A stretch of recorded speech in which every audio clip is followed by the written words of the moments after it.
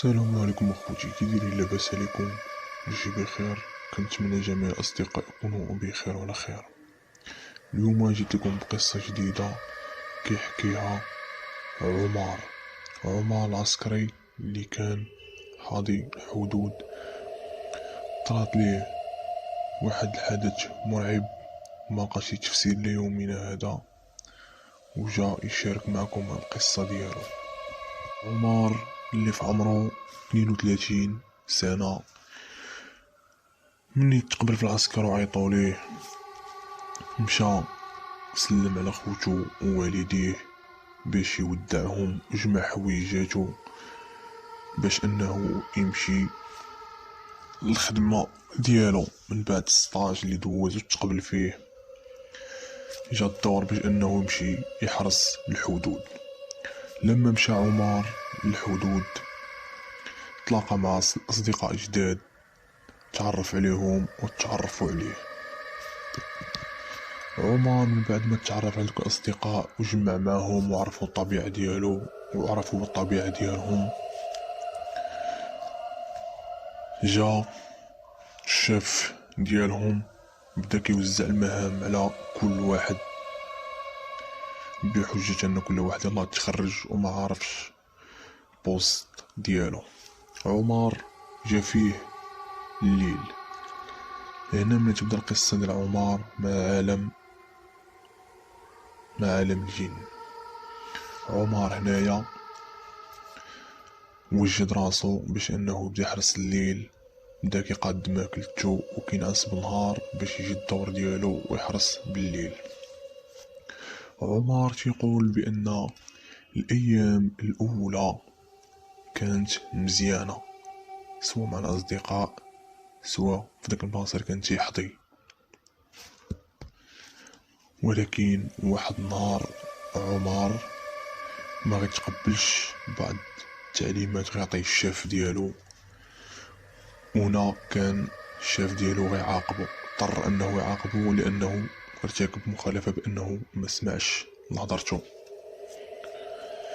شرط على عمر انه يحرس واحد الجهة من الحدود، وهاد الجهة من الحدود معروفة منذ القدم انها واحد الجهة اللي اكثرية الناس ما كتبقاش فيها فاش كتحرسها. عمر ما كانش عارف هاد المعلومة وتا واحد ما قالها ليه.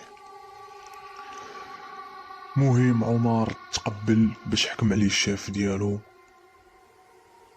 بدا كيوجد راسو باش يحرس في ديك الليله. اول ليله لعمر دوا مع صحابو وقال لهم بلي انا راه غادي نمشي نحرس ديك الجهه الحدود.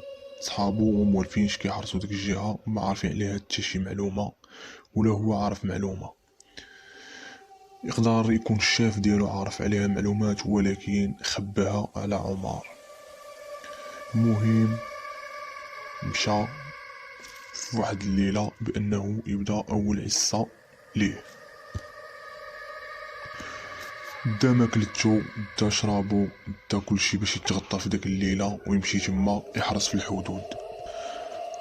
عمر هو شاعل الراديو كتسنط الأخبار وكتسنط كرة القدم وكتسنط بزاف البرامج كيعجبوه. مني هو حارس الحدود عمر جاه النعاس مع ديك جوج الليل تقريبا. هنا عمر حس بشويه ديال التبوريشه والبرد غطى راسو باش ما يبقاش يحس بالتبوريشه والبرد. مني غطى راسو ما بين الوقت ديال جوج الليل حتى لديك 3:30، هنا عمر غيشوف شي حوايج وغيسمع شي حوايج ما عمرهم ما عاشهم في ارض الواقع، وعمرو ما شافهم، وكذب راسو بعض الاحيان بانه شاف هادشي ولا لا. وعمر هنا دور عليه الجاكيطه ديالو لبسها مزيان وزاد فوق منها واحد المانطا صغيره وبقى واقف كيتسنط للراديو وكيشوف اشنو كاين. فجأة عمر غيحس بحال شي حاجه دازت من وراه، لمحها بنص العين ديالو، الطرف الاخير من العين ديالو لمحها. عمر دار ما لقى حتى شي حاجه، قال هادشي انا غير كنتوهمو ما كايناش شي حاجه. عاوتاني عمر بقى كيتصنت للراديو وتيسمع وتيشوف واحد اللقطة. عمر عاوتاني غيطرا نفس الشي، غيدوز من حداه شي حاجة من اللور. عمر هنايا وقف الراديو ديالو. عمر هنا وقف الراديو ديالو، حس بشي حاجة كاينة حداه، وحس بالاوضاع ماشي هاديك وما مستقراش كيف كان متوقع. هنايا عمر غيضطر انه يبقى حال عينيه وحاضي بلا ما يشوف لا في تليفون لا يطلق راديو لا والو. عمر هنا حيد عليه الجاكيطه وحيد عليه المانطا ديالو باش يكون موقد ويعرف اشنو كيدور حداه. عمر هنا عرف راسو بالله هو راه فشي منطقه ماشي هي هاديك.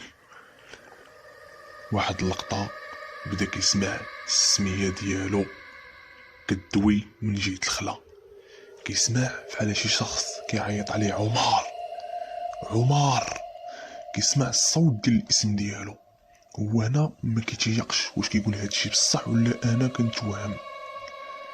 كيسمع عاوتاني الصوت كينادي عمر. كيمشي كيقرب تيلقى الدنيا خاويه، ما كاين لا صحابو لا والو. صحابو بعدين عليه تقريبا بشي كيلومتر، يعني ما يمكنش يسمع الصوت ديالهم. وزيدو صحابو كاين اللي ناعس خدام في الصباح وعمر فيه العسه هذيك الليل. هنا عمر دخلو الشك، بقى تيقول لك ما صحابي، بقى تيقول لك ما صحابي تيديروا هادشي. عمر دخلو الشك تيقول ما يمكنش، صحابي خدامين في الصباح وغيجيو انا يغوتوا عليا في الليل، ما يمكنش.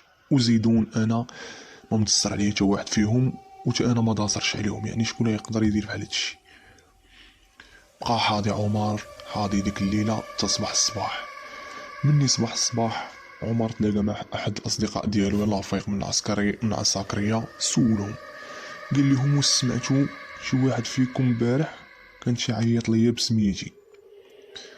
نقص الصديق ديالو قال لي انا كنت ناعس. لا ما يمكنش انني نعيط لك بسميتك، انا كنت ناعس والدراري كانوا ناعسين. وزيدون هاد البلاصه اللي حنا فيها ما نقدروش نديرو هاد التبرهيج ولا هاد التبعليك بحكم ان الشاف عندنا صعيب شويه. هنا عمر مشى جاتو النوبه بانه ينعس. فاش مشى ينعس عمر ما قدرش ينعس لان ديك الظاهره طرات ليه في ديك النهار في ديك الليل ما عرفش شنو هي. بقى تيفكر دماغو بقى كيدور يدور يدور يدور ما نعس الا بعد ساعات قليله. مني فاق عمر جات النوبه ديالو بانه يعس عاوتاني بالليل. عمر جمع عاوتاني حوايجو وبعد الماكله ديالو وداكشي ديالو باش انه يحرس الحدود. مشى عمر يحرس الحدود.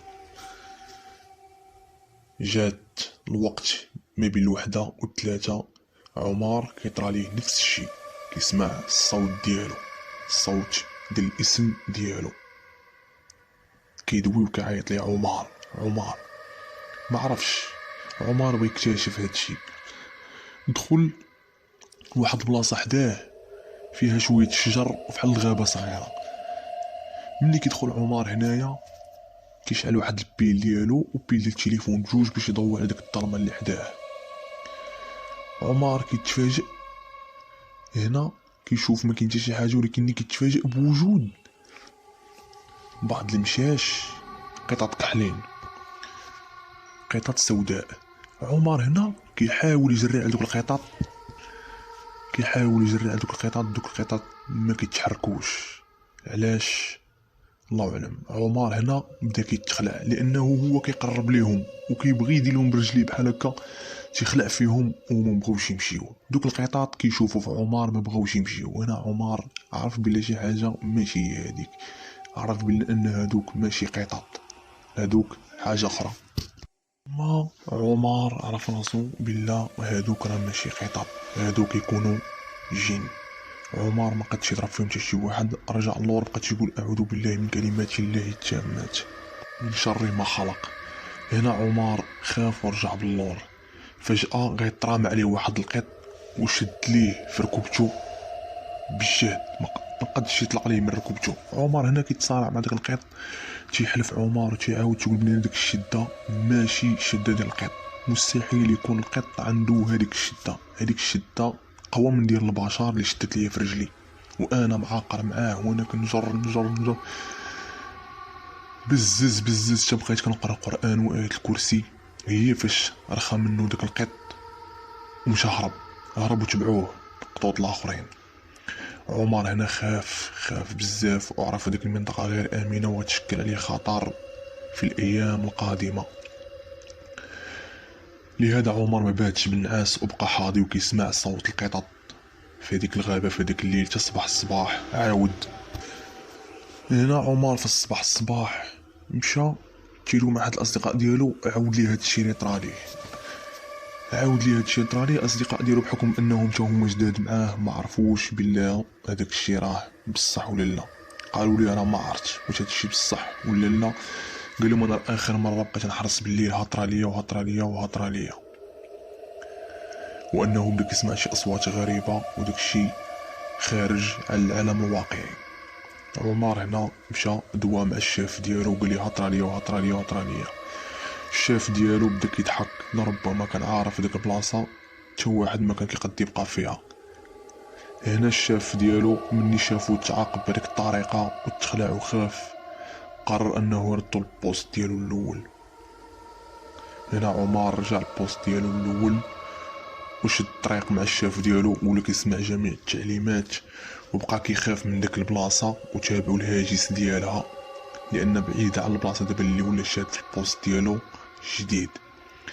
عمر بقى مخلوع وهاد القصه شاركها معنا وعاودها لينا وقال لينا اشنو طرا ليه واشنو طرا.